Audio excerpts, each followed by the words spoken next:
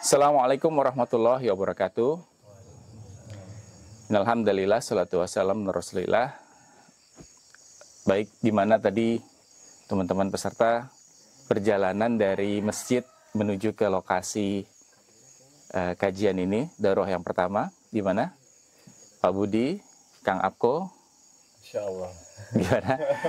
Ini sekedar kita menciptakan suasana walaupun mungkin tidak sedramatisir itu supaya safety-nya masih tetap terjaga ya. Sebenarnya kalau anak muda semua kita tidak ada pemandu, tidak ada obor. Cuma kan teman-teman ini tetap kita harus jaga safety-nya. Namun sebenarnya suasana yang ingin kita hadirkan adalah bagaimana sebuah perjalanan tidak selalu mulus-mulus saja. Perjalanan dalam kehidupan penuh dengan tantangan. Jadi sebenarnya perjalanan menuju ke lokasi daurah yang pertama kita ciptakan atau kita coba berikan sebuah nuansa ketegangan ya. Mestinya begitu walaupun mungkin nggak serem-serem amat. Jadi teman-teman, daurah yang pertama yang sebentar lagi Ustadz Abu Izzi akan sampaikan adalah tentang bagaimana kita menghadapi keadaan yang tidak sesuai dengan keinginan kita, tidak sesuai dengan apa yang kita harapkan. Nah, namun sebelum kita mulai, saya ingin menyampaikan selamat datang kepada para peserta. Selamat datang di Madrasah Imam Ahmad bin Hambal, Buton Tengah. Ini adalah madrasah yang dibangun penuh perjuangan oleh guru kita, oleh Ustadz Abu Izzi. Dan salah satu hikmah dari perjalanan daurah dan rihlah kali ini adalah teman-teman melihat perjalanan dakwah Ustadz Abu Izzi, mulai dari di Semarang, lalu ke Sulawesi, Kendari, Bau-Bau, sampai akhirnya membangun madrasah Imam Ahmad bin Hambal yang kedua di Buton Tengah. Itu salah satu makna yang teman-teman peserta mencari hikmahnya bagaimana perjalanan dan perjuangan dakwah Ustadz Abu Izzi yang kira-kira gampang atau sepele atau ringan atau gimana, mulus nggak nih Ustadz Abu Izzi perjalanannya? Enggak ya. Oke, dan teman-teman lihat madrasah ini ada di tengah hutan yang nanti kita juga akan sambil sarapan, sambil makan siang, sambil makan malam, kita cari tahu nih perjalanan Ustadz membangun madrasah di Buton Tengah ini. Lalu yang berikutnya, hikmah yang kita berusaha untuk cari dari daurah dan rihlah ini adalah ada pesan-pesan spesifik dari Ustadz. Apa itu? Kita ambil judul Leading Agility. Leading Agility biasanya digunakan oleh para business owner atau corporate leader dalam menghadapi tantangan bisnis. Yang dimana tantangan bisnis dan tantangan korporasi itu saat ini, terutama di saat ini, pasca pandemi, makin berat. Ya, banyak usaha yang semakin banyak yang tutup. Teman-teman tahu Zoom? Tahu ya, Zoom yang biasa dipakai buat kajian juga. Waktu pandemi malah naik dia. Tapi setelah pandemi, banyak melay-off staff-staff mereka. Kita juga lihat beberapa startup yang saat pandemi justru naik karena online. Namun setelah pandemi menjadi turun dan bahkan banyak yang tutup dan banyak yang terganggu. Termasuk juga Traveloka, beberapa startup digital. Namun kita tidak akan membahas bisnis-bisnis mereka. Yang kita akan bahas adalah, dan kita tidak bahas apakah mereka menjalankan bisnis secara syar'i atau tidak. Kita tidak membahas itu. Yang kita ingin bahas adalah antum semua ketika sebagai corporate leader dan business owner akan menghadapi tantangan dan cobaan yang mungkin terasa berbeda atau lebih berat dibandingkan kalau antum masih jadi santri, mahasiswa, atau mungkin sebagai karyawan yang baru mulai kerja. Itu tantangannya berbeda. Mungkin lebih berat, nggak tahu. Tapi Allah pasti menguji. Nah, ujian itulah yang kita ingin dengarkan nasihat dari Ustadz Abu Izzi. Mungkin tanpa berlama-lama, saya menyapa Ustadz Abu Izzi. Ustadz Abu Izzi, selamat datang juga di madrasah antum sendiri. Ustadz, kita akan persilahkan Ustadz untuk langsung memberikan nasihat kepada kami semua, Ustadz, berhubungan dengan tadi ujian dan cobaan yang Allah berikan kepada kita. Saya baiknya di sini atau ke sana, Ustaz? Di sini aja. Iya, siap, Ustaz. Bismillahirrahmanirrahim. Innal hamdalillahi nahmaduhu wa nasta'inuhu wa nastaghfiruh. Wa na'udzu billahi min syururi anfusina wa sayyiati a'malina. Man yahdihillahu fala mudhillalah wa man yudlil fala hadiyalah. Wa asyhadu an la ilaha illallah wahdahu la syarikalah. Wa asyhadu anna Muhammadan abduhu wa rasuluh. Sallallahu alaihi wa alihi wa sallama wa ba'd. Ayyuhal ikhwah, Bapak, Ibu-ibu, ikhwani wa akhwati fiddin, talabatul ilmi rahimani wa rahimakumullahu jami'an. Alhamdulillah, di pagi subuh yang mubarakah ini Allah kumpulkan kita dengan kesempatan yang tidak ada lain, kesempatan apa yang Rasulullah sallallahu alaihi wasallam menasihatkan. Inna dunya khulwatun khudratun. Ad-dunya mal'unatun wa mal'unun ma fiha.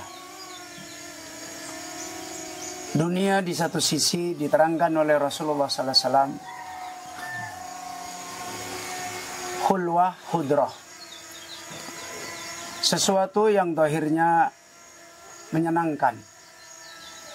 Sesuatu yang dohirnya membuat orang tertarik. Membuat orang ingin menikmati hidup ini.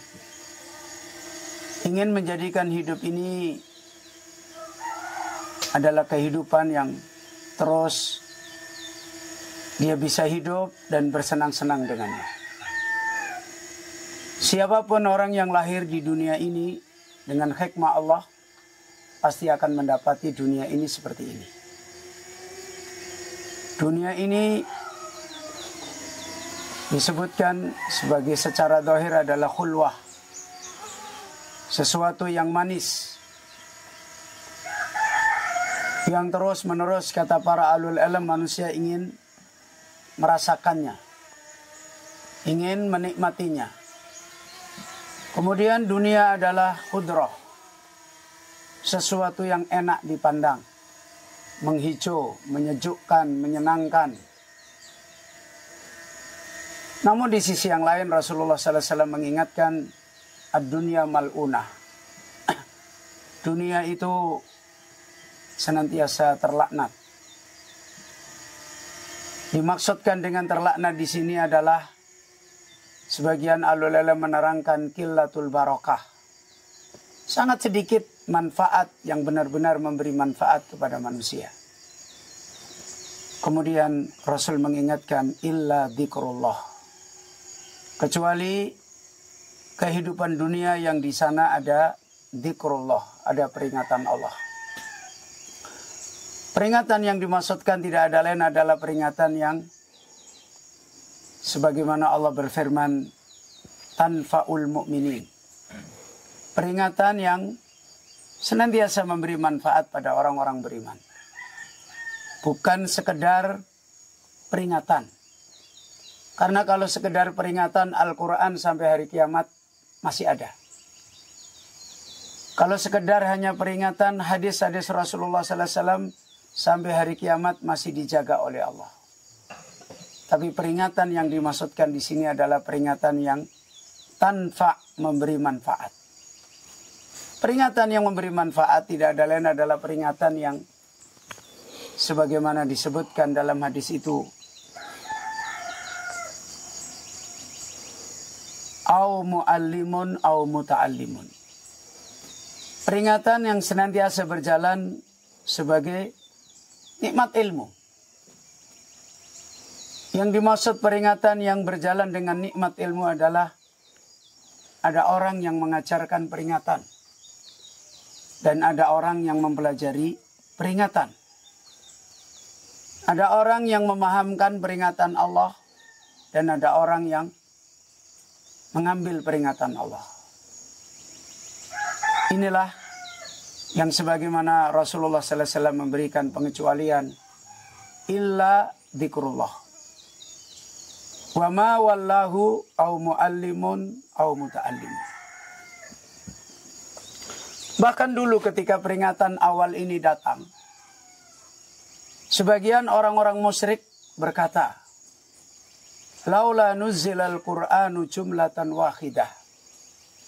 Kenapa Al-Quran itu tidak diturunkan langsung 30 juz? Kayak kitab-kitab sebelumnya seperti kitab Taurat, kitab Zabur, kitab Injil. Kenapa Al-Quran itu diturunkan tadarrujan? Sedikit demi sedikit. Istilah Al-Quran diturunkan tadarruj, diistilahkan para ulama hasbal waqa'i.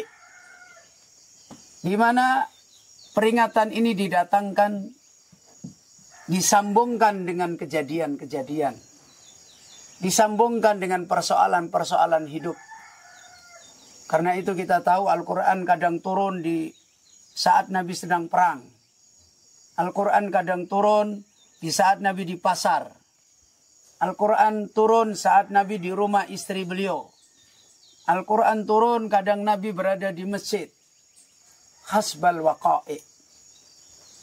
Karena Al-Quran itu adalah hudan. Petunjuk untuk menjadi orang beriman. Dan orang beriman itu punya medan kehidupan iman yang luas. Sampai perkara yang sepele. Imatatul adha anit tariq. Menghilangkan bahaya di jalan. Itu wilayah iman. Dan dulu Al-Quran itu datang seperti ini. Ini sebagai muqaddimah agar makna peringatan kita bisa mengambilnya dengan keselamatan di dalam mengambil makna peringatan.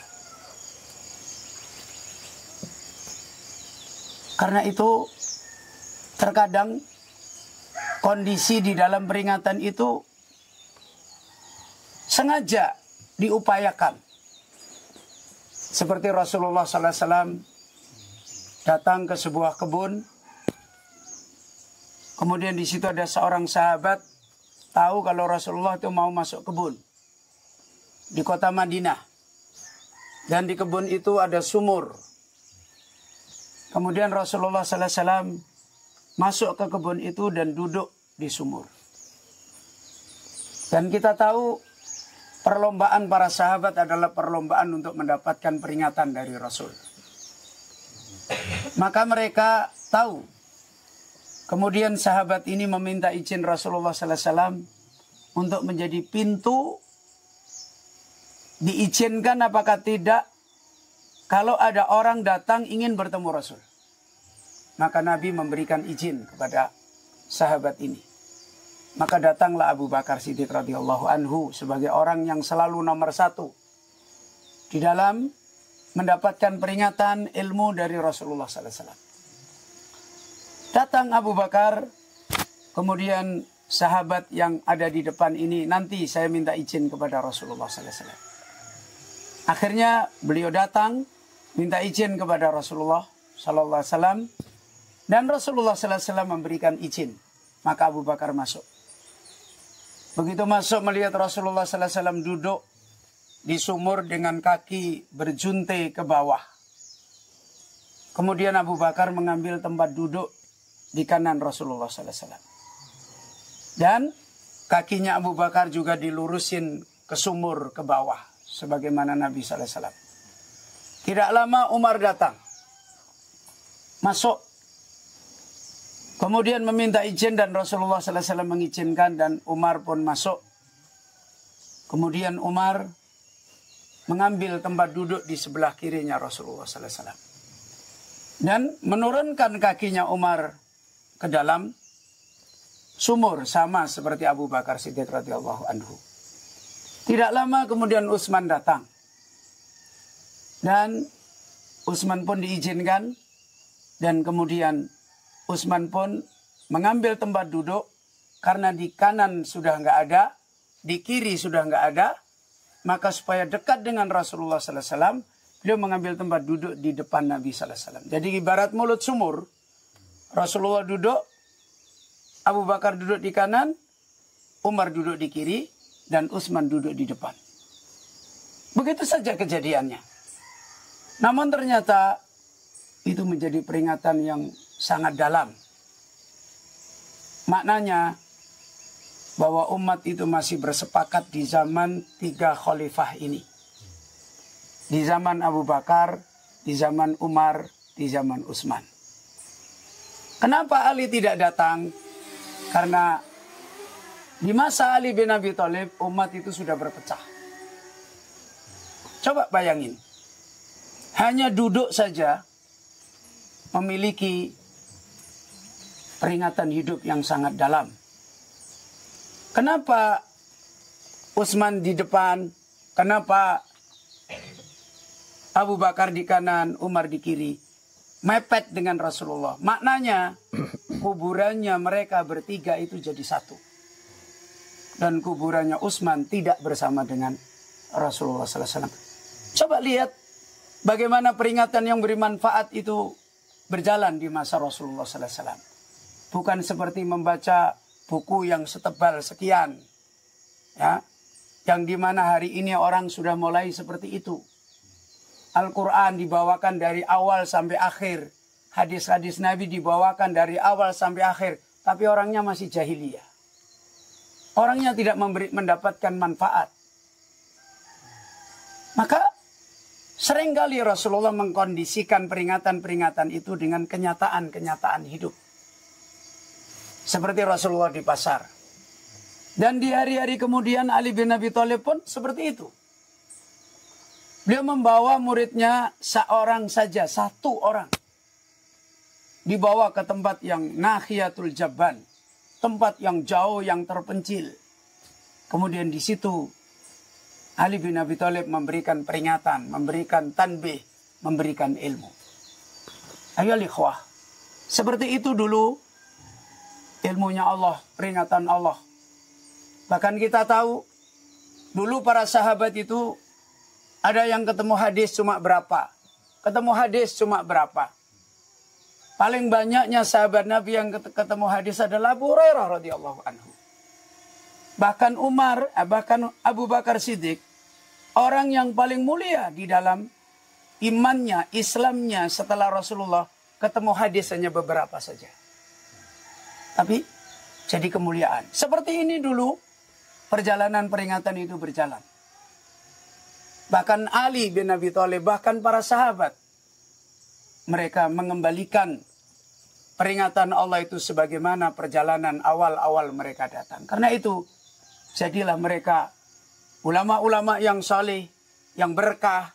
Jadilah mereka orang-orang yang bermanfaat. Jadilah mereka orang-orang yang punya iman tinggi. Kenapa? Karena iman-iman mereka itu nyambung dalam kehidupan mereka. Bayangkan hari ini, ada seorang santri hafal Kutubut Tis'ah. Ada seorang santri hafal Al-Quran. Hidupnya maksiat. Hidupnya jahiliyah.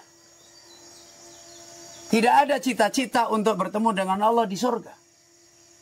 Tidak ada kehidupan yang hatinya tertambat dengan akhirat. Bahkan kesenangannya adalah dunia. Apa maksudnya peringatan yang dimaksudkan? Apakah Abu Bakar yang hanya ketemu beberapa hadis adalah orang-orang rugi? Enggak. Ya. Apakah Abu Hurairah yang meriwayatkan hadis sampai ribuan lebih hebat dari Abu Bakar? Tidak. Semuanya ini dulu ilmu ini, peringatan ini dibawa oleh Rasulullah. Dulu dibawa oleh Nabi Muhammad SAW. Dulu dibawa oleh para salafus saleh. Tibalah sebagaimana yang dinasihatkan oleh Ibnu Umar. Akan datang satu masa manusia itu membawakan ilmu seperti membawakan biji korma yang murah, yang jelek. Dia sibuk membawakan Al-Quran dari awal sampai akhir dan tidak memberi manfaat pada dia. Dia sibuk membawakan riwayat-riwayat ilmu yang banyak dan tidak memberi manfaat pada dia. Ini maknanya bukan, kalau begitu kita ambil Al-Quran satu ayat aja, bukan. Apa? Bagaimana mengembalikan peringatan untuk menjadi ilmu yang bermanfaat. Kita kembali kepada satu keadaan yang hari ini dilupakan oleh banyak, hampir sisi-sisi kehidupan orang beriman. Yang akhirnya orang beriman ini tidak cerdas dalam hidup. Di mana hidup ini sudah ditetapkan oleh Allah. Saya ketika masih kecil sudah dipahamkan oleh orang tua, dipahamkan oleh guru-guru, dunia itu negeri bala. Ya, bahkan Al-Imam Hasan Al-Basri menasihatkan, beliau memberikan petunjuk sebagaimana dikutip Al-Imam Ibnul Qayyim, manusia datang ke dunia itu datang ke negeri penyamun. Ya. Manusia datang ke dunia itu datang ke negeri penyamun. Ya. Bahkan diterangkan oleh Imam Hasan Al-Basri, manusia di dunia ini salah satu dia menjalani hikmah sebagaimana Adam dan Hawa didatangkan ke dunia untuk mendapati ujian-ujian hidup, mendapati balak-balak kehidupan. Tujuannya kembali kepada dua keadaan. Karena dulu manusia sebelum hadir di dunia itu satu. Orang yang kehidupannya satu kehidupan, yaitu beriman kepada Allah. Ya. Setelah mereka hadir di dunia, dan ini hikmah Allah. Allah menerangkan dalam banyak ayat. Di antaranya dalam surat Al-A'raf ayat 168. Wa qatta'na fil ardi umaman. Minhumus salihuna wa minhum duna dhalika. Wa balawnahum bil hasanati was sayyiat. La'allahum yarji'un. Ini yang harus kita baca. Dunia sering kita sampaikan bukan karya manusia. Tapi Allah yang merancang semua kehidupan di dunia ini. Bahkan manusia diberi kehendak, manusia diberi ikhtiar. Sebenarnya bukan pemilik kehendak dan bukan pemilik ikhtiar. Manusia diberi pilihan, manusia diberi usaha. Sebenarnya bukan pemilik pilihan dan bukan pemilik usaha. Karena itulah banyak manusia tertipu. Dia merasa dirinya bisa berupaya di dunia. Dan dia bisa menentukan hidupnya di dunia. Dia merasa dirinya punya pilihan dengan segala seleranya di dunia. Dan pilihannya itu adalah yang akan dia raih. Namun tidak. Selalu ditunjukkan oleh Allah. Di dunia ini seperti kata Allah. Wa qatta'na fil ardi umama. Kami Allah. Kalau kita kembali ke ayat ini adalah kami Allah. Qatta'na itu fi'il. Fa'ilnya adalah Allah. Jadi bukan fa'ilnya kita-kita. Pelaku mendesain dunia ini bukan saya, bukan antum. Yang mendesain dunia ini adalah Allah. Yang menciptakannya. Qatta'na fil ardi. Kami pecah-pecah kehidupan manusia ini di muka bumi. Ya. Makna qatta'na, kami jadikan di dunia ini manusia dipecah-pecah menjadi umat-umat. Ay tawaif wa firaqan. Menjadi berkelompok, menjadi bergolongan, menjadi suku ini, menjadi ini. Sebagaimana kemudian Allah menerangkan. Apakah itu maksudnya Allah, tujuannya? Ternyata Allah mengingatkan. Nanti di dunia ini akan terbelah cuma menjadi dua kehidupan. Walaupun mereka bangsanya macam-macam, walaupun mereka kelompoknya macam-macam, walaupun kehidupan dunianya mereka adalah banyak, tapi mereka cuma terbelah menjadi dua kehidupan. Dan selalu Allah tunjukkan. Ujung kehidupan manusia cuma dua. Ahli dosa dan bukan ahli dosa. Cuma itu aja. Mau bangsa manapun, mau orang siapapun, kembalinya kepada orang ahli dosa atau orang yang ahli kesolihan. Itulah Allah Azza wa Jalla berfirman, minhumus solihun. Di antara mereka adalah orang-orang yang kemudian menjadi orang soleh. Wa minhum duna dzalika, dan yang lain bukan orang soleh. Dengan apa mereka kemudian menjadi orang soleh? Dengan apa mereka kemudian tidak menjadi orang soleh? Allah tegaskan, wa balawnahum bil hasanati was sayyiat. Kembali lagi, Allah berfirman balawnahum. Balawnahum itu adalah fi'il. Siapa fa'ilnya? Allah. Kami Allah menguji. Jadi dunia ini, semua yang ada di dalamnya telah ditetapkan oleh Allah dengan segala macam bentuknya. Mau laki, mau perempuan, mau bangsa ini, mau negara ini, mau siapapun. Selama mereka adalah hamba-hamba Allah. Terutama al-jinna wal-insa. Mereka adalah orang yang hidup dengan menjalani ketentuan Allah. Apa itu ketentuan Allah? Balawnahum. Yaitu hidup menghadapi fitnah. Hidup menghadapi tantangan. Makna dari ini semua, apakah manusia nanti menjadi orang soleh atau tidak soleh, kembali kepada mereka dalam menghadapi tantangan ini. Ayo ikhwah, orang-orang dulu dengan bahasa mereka, banyak yang mereka mendapatkan faedah ini dalam hidupnya. Kita tahu misalnya kayak orang Jawa. Ada syair yang dulu sering diperdengarkan di masjid-masjid saat saya masih kecil. Eling-eling sira menungso. Ya, nggonmu bungah ana donya. Ingatlah, ingatlah wahai manusia ketika kamu senang-senang di dunia. Ya. Itu banyak memberi petunjuk bahwa kita hidup ini harus selalu peka. Kita ini hidup di dunia. Dan dunia adalah negeri Allah selalu mendesain dengan ujian. Tidak ada hidup setiap detik, setiap kesempatan, kecuali ujian. Kadangkala al-hasanat, kadangkala as-sayyiat. Untuk apa? Agar setiap mendapati kehidupan ini, la'allahum yarji'un. Kembalinya ke Allah. Ketemu sebagaimana cabang iman yang paling rendah.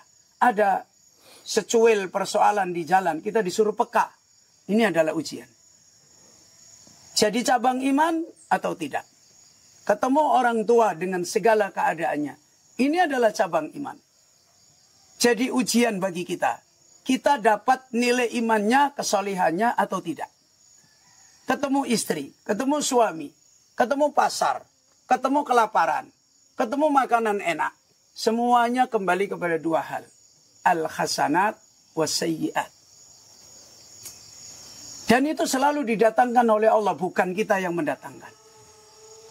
Kita selalu dibolak-balik oleh Allah Azza wa Jalla dengan berbagai macam ibtila. Dengan berbagai macam ujian. Kita inginnya begini, yang datang begini. Kita inginnya begini, yang datang begini. Dan ini momen yang harus dibaca, harus dipeka, harus disadari. Setiap saat orang itu memahami ini sebagai ujian. Makanya, sebagian orang yang saya tahu, seperti orang Jawa, dari dulu, kalau mereka anak orang tua anak, bahasa mereka yang paling dalam, nang sing ati-ati. Ya, wahai anak, berhati-hatilah dalam hidup. Ya, berhati-hatilah dalam hidup. Jangan menjadi orang hidup yang tidak punya kepekaan membaca ujian. Kalau tadi dikondisikan hanya sekedar seperti ini, belum apa-apa. Saya pernah ditanya, Ustadz Abdurrahman ketika awal datang ke sini. Ustadz, ini kayak gini, kayak gini, kayak gini. Bagaimana? Bagaimana? Saya balik sama dia. Waktu antum masih anak SD kelas 4, kelas 3. Saya datang ke Bau-Bau, ketemu kamu, saya nggak ada yang bayar. Kamu di sini masih lumayan. Ada rizki yang bisa kamu makan dengan tetap. Terus kamu mendapatkan manfaat. Saya nggak pernah tanya sama kamu, nanti bagaimana, makanku bagaimana. Saya biasa dorong becak di Bau-Bau. Malamnya, sorenya ngajar. Orang kalau tidak memahami hidup ini ujian. Isinya hanya bingung. Ini bagaimana, ini bagaimana, ini bagaimana. Karena yang dia pahami adalah ya makhluk. Tapi kalau dia memahami hidup ini adalah ujian, dia akan tahu siapa yang menguji. Yang menguji saya atau Allah. Kalau yang menguji Allah, maka di situ kita tetap jadi orang baik atau tidak. Dan pasti ada nilai yang Allah akan berikan. Mereka apakah seperti kata Ibnul Qayyim, mau pilih jadi orang beriman atau tidak jadi orang beriman, mau jadi orang soleh atau tidak jadi orang soleh, tidak akan bisa lepas dari ujian. Orang yang tidak soleh pun diuji oleh Allah. Dan dari sinilah kita agar kembali kepada tujuan besar yang Allah selalu peringatkan. La'allahum yarji'un. Agar selalu kembali kepada Allah. Kembali kepada urusan iman. Kembali kepada urusan hidayah. Kembali kepada urusan petunjuk. Kembali kepada hati-hati. Ini pikiran saya atau ini petunjuk Allah. Ini selera saya. Apakah ini hidayah Allah. Ketika kita selalu kembali kepada Allah Azza wa Jalla, maka ujian-ujian itu akan sebagaimana ditetapkan oleh Allah. Inna ma'al usri yusra. Dan itu kaidah hidup. Orang yang dihadapkan dengan ujian-ujian yang berat pasti akan suatu ketika didatangkan oleh Allah ke lapangan.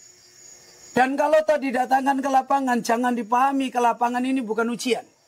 Oh, ini hadiah, berarti saya menikmati. Bukan. Lihatlah orang-orang cerdas dalam hidayah. Ahli Badr dikasih kesempatan oleh Allah sebebas-bebasnya karena perjalanannya. Ya ahlal Badr, i'malu ma syi'tum. Wahai ahli Badr, silahkan kamu berbuat semaumu. Faqad ghafartu lakum. Aku Allah ampuni kalian. Terus apa yang dikerjakan ahli Badr? Sibuk ke Indomaret, ke pasar, senang-senang. Karena sudah menjadi orang dekat dengan Allah. Dibebasin berbuat apapun. Enggak. Dia tahu hidup ini ada ketentuan Allah. Walaupun dipersilakan bebas. Ya kalau ingin mendapat kemuliaan ya sebabnya ini. Kalau tidak ingin mendapat kemuliaan ya silakan tembok ini. Ya. Ayo ikhwah. Kita tahu ketika para nabi-nabi dimuliakan oleh Allah. Allah pun mengingatkan, la in asyrakta la yahbatonna amaluka. Kalau tiba-tiba kamu itu syirik, maka amal baikmu batal semua. Ini hidup. Sekelas nabi saja diingatkan, kalau kamu syirik, maka batal semua amal-amal kamu. Ini menunjukkan persoalan hidup ini persoalan balak, fitnah, lapangnya, sempitnya, tingginya kedudukan yang Allah berikan pada kita, kita terus disuruh membaca. Karena itulah Rasulullah sallallahu alaihi wasallam menasihatkan, fanduru kaifa ta'malun. Yang keluar dari mulut kita, yang keluar dari pikiran kita, yang keluar dalam perilaku kita, fanduru, lihat, perhatikan, kaifa ta'malun, bagaimana kamu itu berbuat, bagaimana kamu itu berbicara, bagaimana kamu itu berpikir, bagaimana kamu itu memegangi sesuatu, fanduru. Ayolah ikhwah, rahimani wa rahimakumullah. Allah Azza wa Jalla mengisyaratkan bahwa fitnah itu adalah dulumat. Hidup di dunia ini walaupun kita nikmati ini terang, bagus pemandangannya, hakikatnya hidup ini adalah gelap. Dari sisi apa? Dari sisi hidayah. Bukan dari sisi ainul basar, tapi dari sisi ainul basiroh. Coba lihat, kalau kita lihat ke pasar, oh bagus, oh bagus. Tapi kalau kita lihat perilaku kita. Kalau kita lihat perilaku manusia. Kalau kita lihat pikiran-pikiran manusia. Kalau kita lihat omongan-omongan manusia, keruh. Membingungkan. Ya. Bahkan kadang omongannya seorang ustadz. Orang yang berilmu, nggak bisa dipegangi. Itu menunjukkan apa? Dulumat. Jadi jangan dilihat, oh ustadz punya mobil, oh ustadz punya duit, oh bukan. Coba lihat bagaimana yang ada di pikirannya.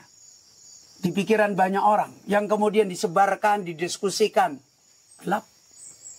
Ya. Hari ini kalau orang mengikuti berita-berita di medsos, perbincangan orang-orang yang dianggap orang besar, terjadi kekacauan. Pakar-pakar berbicara tentang ilmu, terjadi kekacauan. Itu menunjukkan apa? Dulumat. Karena itulah Allah mengingatkan bagaimana kita diuji ini selamat. Secara umum ilmu ini, peringatan ini harus mengembalikan kita kepada dua media keselamatan hidayah yang bermanfaat. Yaitu ahyainahum wa ja'alna lahum nuron. Kalau hidayah ini bisa menghidupkan hati kita, ya, selamatnya iradah kita. Karena yang dimaksudkan hati yang salim adalah hati yang dia punya salamatul iradah.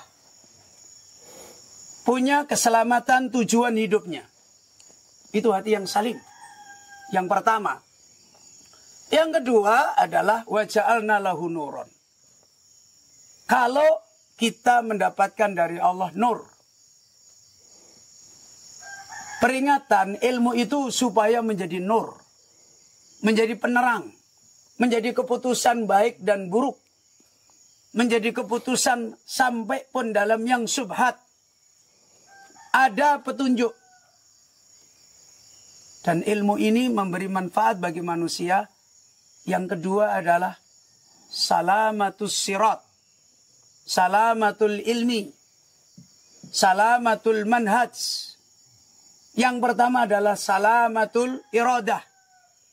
Sebagaimana Rasul diberi sifat oleh Allah. Ma dhalla wa ma ghawa. Rasul itu selamat hatinya dan selamat ilmunya. Sebagaimana Allah berfirman, ghairil maghdub, itu yang enggak selamat iradahnya. Walad dolin, itu yang enggak selamat ilmunya. Ketika kita mendapatkan perjalanan nikmat, yaitu ihdinas siratal mustaqim, siratal ladina an'amta alaihim ghairil maghdubi alaihim waladdallin, yang kemudian kita meraih ahyainahum wa ja'alna lahum nuran, maka barulah kita yamsi bihi finnas, orang yang bisa berjalan dalam kehidupan ini. Fisik kita mungkin bercampur dengan orang-orang yang dalam gelap. Tapi akal kita, hati kita, jiwa kita, kehidupan kita tidak tersentuh. Berbeda. Kita menjadi orang yang kata Allah, yamsi bihi finnas. Bisa berjalan di tengah-tengah manusia yang gelap. Yang Allah katakan, laisa bi kharijin minha. Orang yang enggak mendapatkan nikmat peringatan menjadi kehidupan selamat hatinya, selamat tujuannya. Orang yang tidak mendapatkan nikmat hidayah berupa selamat manhajnya, selamat ilmunya, maka dia adalah seperti orang yang kaman masaluhu fid dulumat. Seperti orang yang hidup di dalam kegelapan. Seluruh ujian, perkara sepele aja, menjadikan kekacauan dalam hidupnya. Ya. Kaman masaluhu fid dulumat, laisa bi kharijin minha. Yang dia tidak bisa keluar dari kegelapan, dari kegelapan, dari kegelapan. Ujian yang hakikatnya adalah jalan untuk dia mendapatkan secerca harapan, malah menjadi menambah gelap. Dulumat fauqa dulumat. Dan seperti inilah sebenarnya hidup ini. Apalagi sebagai orang yang membawa ilmunya Allah. Harus lebih menempatkan diri sebagai orang-orang yang paham benar bahwa hidup ini adalah medan bala. Kemudian menjadi orang yang berhati-hati. Terutama di dalam ilmunya Allah untuk memperbaiki tujuan hidupnya. Untuk memperbaiki jalan terangnya manhaj kehidupannya. Ini yang semoga faedah ini bisa menjadi nikmat yang Allah Azza wa Jalla ingatkan orang yang yufaqihu fid din, orang yang yasrah sadrahu lil Islam. Orang yang kemudian dengan peringatan ini kita difahamkan oleh Allah. Orang yang dengan peringatan ini kita dilapangkan dada kita untuk menerima nikmat hidayah Islam. Ayo ikhwah, semoga sedikit demi sedikit kita selalu dibolak-balikkan dengan ayat yang dibacakan. Dan kita dibolak-balikkan dengan ayat yang diperlihatkan. Dan itu kata Imam Ibnul Qayyim, manusia itu mutaqallabun bainal ayatil matluwah wal ayatil masyudah. Manusia itu hidupnya dibolak-balik oleh Allah. Dipertemukan dengan ayat yang dibacakan dan dipertemukan dengan ayat yang diperlihatkan.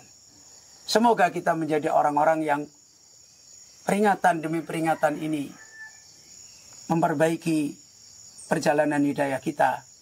Dan semoga kita tidak menjadi orang yang disebutkan oleh Allah, wa ka'ayyim min ayatin yamurruna 'alaiha wa hum anha mu'ridun.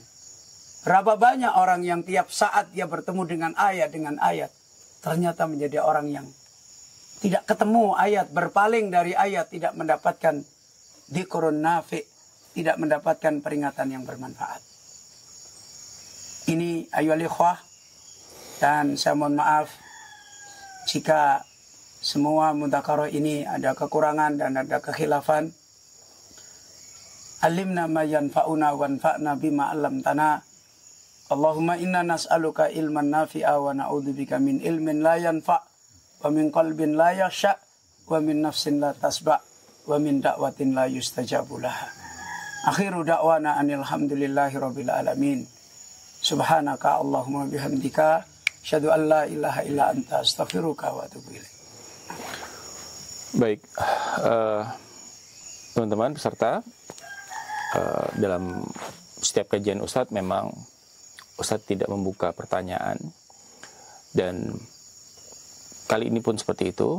Namun istimewanya buat peserta, karena kita melakukan perjalanan ini atau rihlah ini bersama guru kita Ustadz, maka teman-teman sebenarnya bisa sambil berdiskusi ya. Jadi sifatnya adalah teman-teman nanti bisa dalam perjalanan kita nanti insya Allah pagi ini juga akan ada perjalanan. Teman-teman bisa sambil berdiskusi seperti yang disampaikan Ustadz. Bahkan di setiap perjalanan kita ada hikmah yang mungkin nanti Ustadz jelaskan kepada kita, dan teman-teman bisa berdiskusi juga permasalahan atau tantangan yang teman-teman sampaikan. Buat para peserta, inilah daurah kita yang pertama. Kita akan sebentar lagi acara bebas dan mempersiapkan untuk sarapan, breakfast ala Madrasah Imam Ahmad bin Hambal Buton Tengah.